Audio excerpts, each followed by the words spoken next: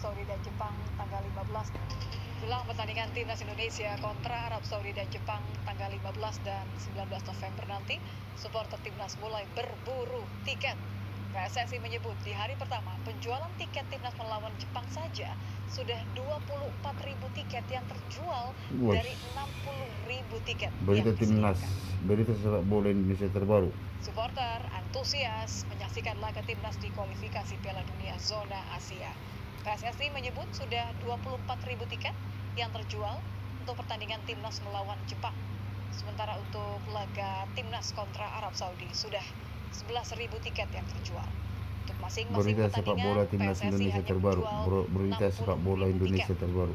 Anggota Exco PSSI Arya Sinulinga menyebut pembelian Arya tiket Sinulinga. hanya bisa melalui aplikasi Garuda ID. Aplikasi Garuda ID. Sudah 200.000 orang yang mendaftar di aplikasi tersebut. Harga tiket timnas Garuda mencapai 24.000 loh yang beli. Hari pertama loh itu baru. Berarti sisanya yang tinggal 36.000 loh. Baru itu hari pertama. Untuk yang Jepang, untuk Arab Saudi atau dua-duanya? Jepang. Untuk yang Jepang. Untuk Arab Saudi udah terjual 11.000. PSSI terapkan cara baru untuk membeli tiket pertandingan timnas. Supporter harus lebih dulu punya akun atau mendaftar di aplikasi Garuda ID. PSSI tidak melayani pembelian tiket secara offline. Pendaftaran Garuda ID bisa secara online maupun offline. Untuk membantu pendaftaran secara offline, PSSI membuat 6 gerai di sekitar Stadion Gelora Bung Karno. Hanya warga yang memiliki akun di Garuda ID yang bisa melakukan pembelian tiket pertandingan timnas.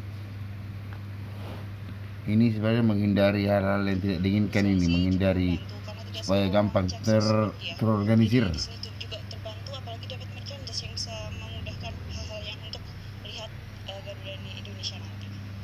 Mudah dan cepat sih Kak, tadi saya verifikasinya. Kurang lebih berapa menit tadi prosesnya? Kurang dari 5 menit kelihatannya. Ajar, Whistle Flag Omega. Bom akan terbang. Yuk, nikmat cetak.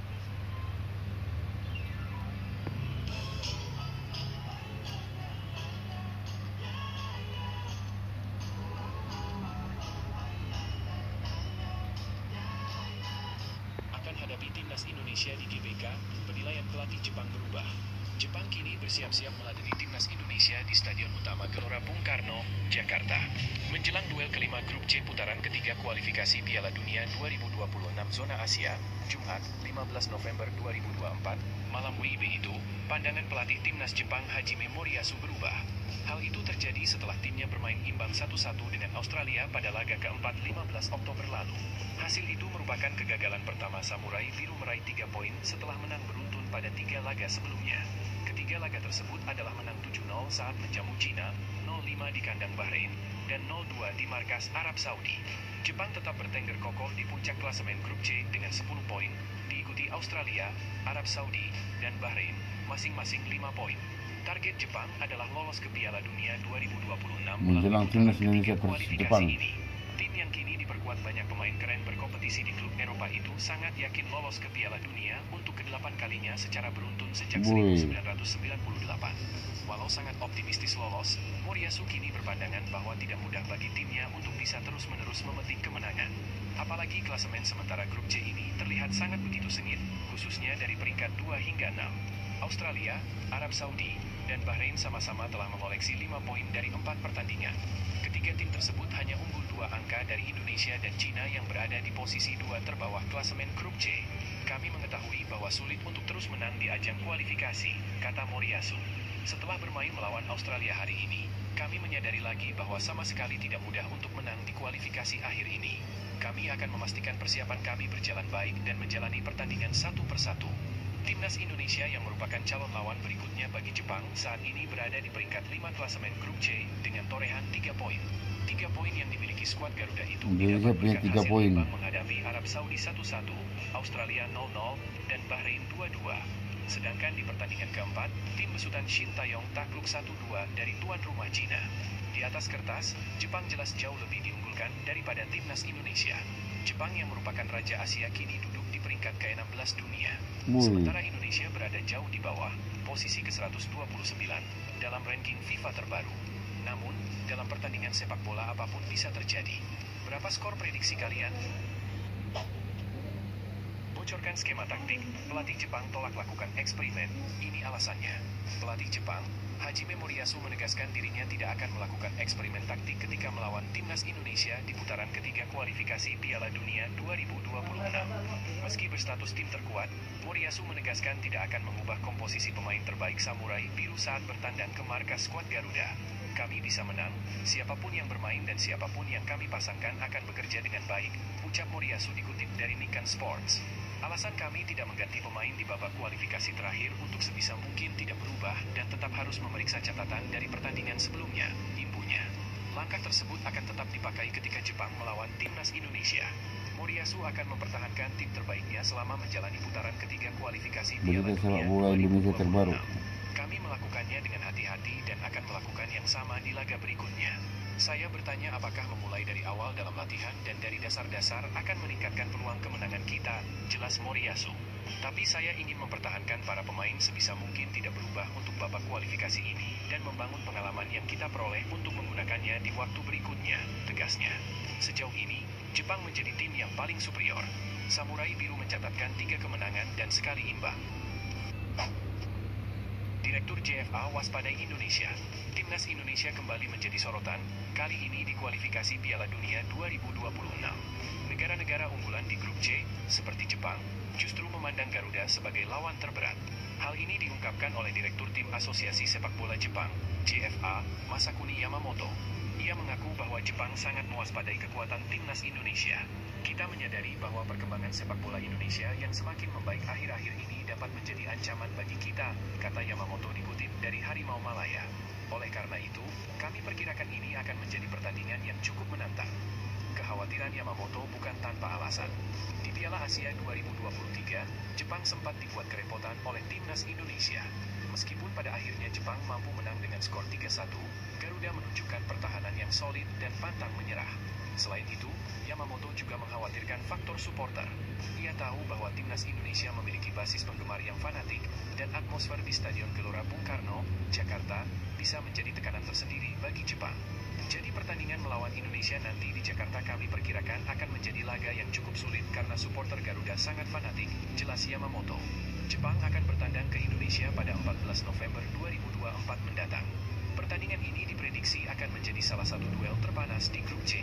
Bisakah timnas Indonesia mengalahkan raksasa Asia ini dan lolos ke Piala Dunia 2026? Mari kita dukung dan doakan Garuda. Kaoru Mitoma ancam skuad Garuda. Sayap serang timnas Jepang, Kaoru Mitoma, menebar ancaman jelang timnya bertandang ke markas timnas Indonesia. Ia sesumbar, Samurai Biru belum pernah kalah di laga tandang. 2 laga tandang berikutnya akan berat, tapi kami belum kalah, kata Mitoma dilansir dari Soccer King, Minggu, 20 Oktober 2024. Jadi kami ingin menjelang laga timnas Indonesia dan mencapai Jepang. titik di mana kami bisa mencetak gol di 2 laga tandang berikutnya, tambah pemain Brighton Hove Albion itu. Setelah bertandang ke Indonesia, timnas Jepang juga akan bertamu ke markas timnas Cina.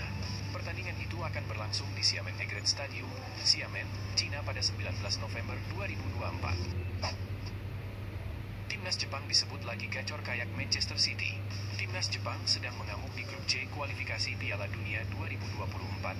Indonesia menghuni peringkat 5. Media Inggris, The Guardian, sampai menyamakan Jepang dengan Manchester City, tim yang mendominasi Liga Inggris dalam 7 musim terakhir. Korea sangat bergantung pada pemain besar mereka, sementara Samurai Biru adalah mesin 3 poin yang sangat kencang, tulis media itu. Mesin tersebut akan diuji oleh tim Garuda pada 15 November mendatang, atau 2 jeda internasional mendatang. Jika Indonesia bisa menampilkan pertahanan solid dan Martin Paes terus-menerus save ajaib, Jepang diprediksi tak akan mendapat skor telak lagi di Jakarta. Prioritas pembinaan kesuksesan Islam dari Rizal Itulah guys informasi-informasinya guys tentang sepak bola Indonesia terbaru.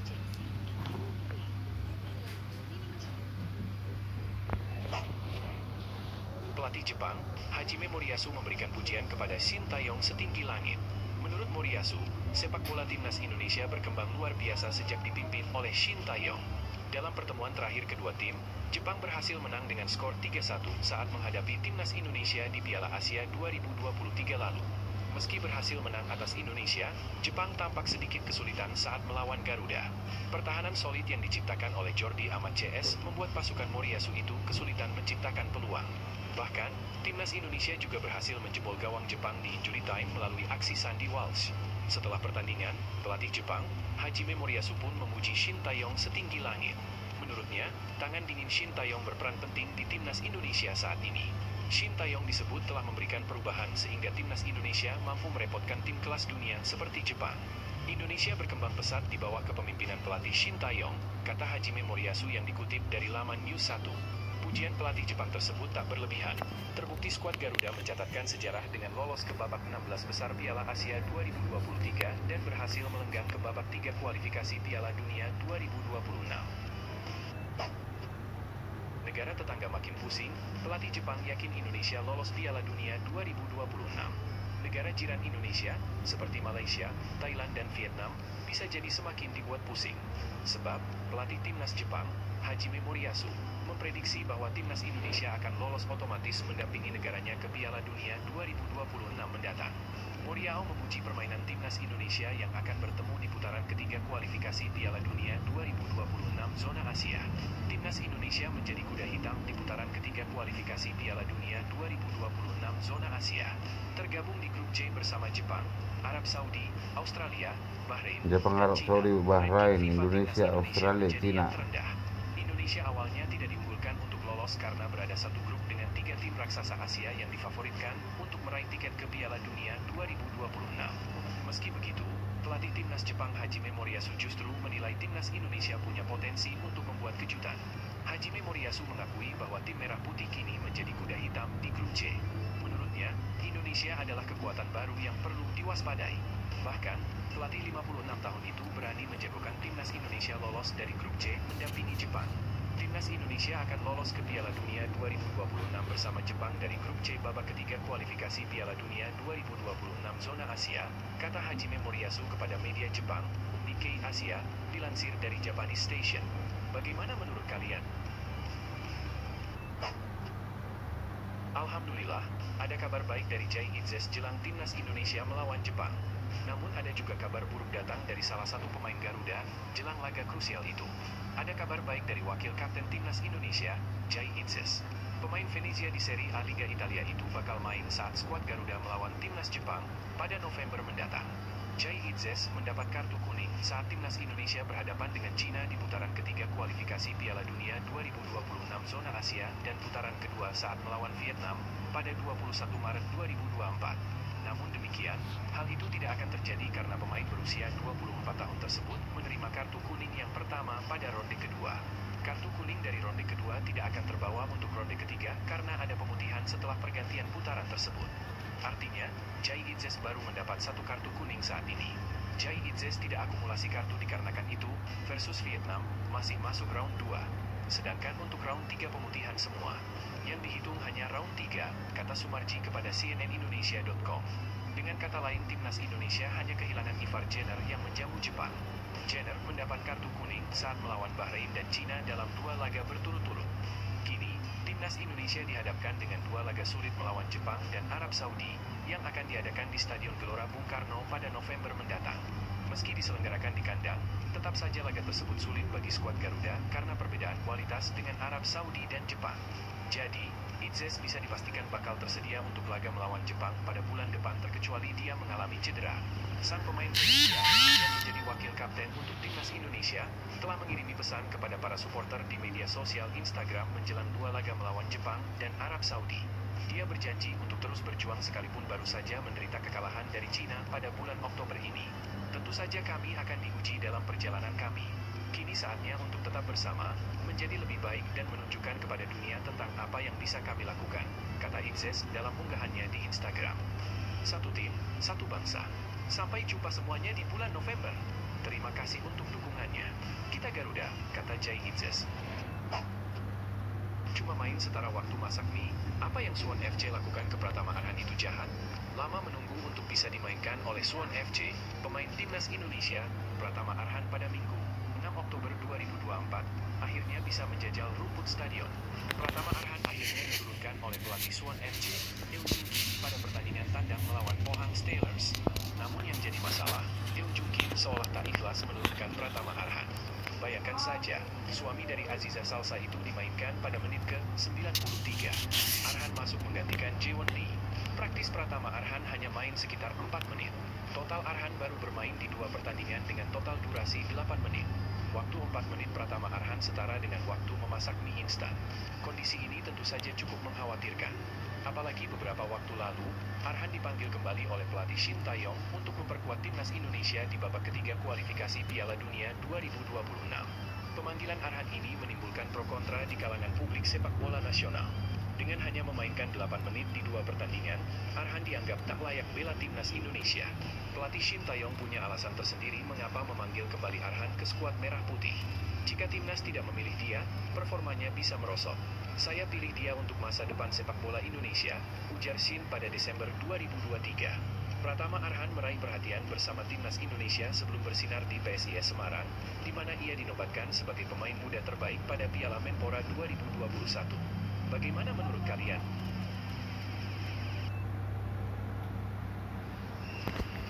Oke guys, sekian dulu videonya guys. Semoga bermanfaat. Berita bola terbaru menjelang laga timnas Indonesia melawan Jepang.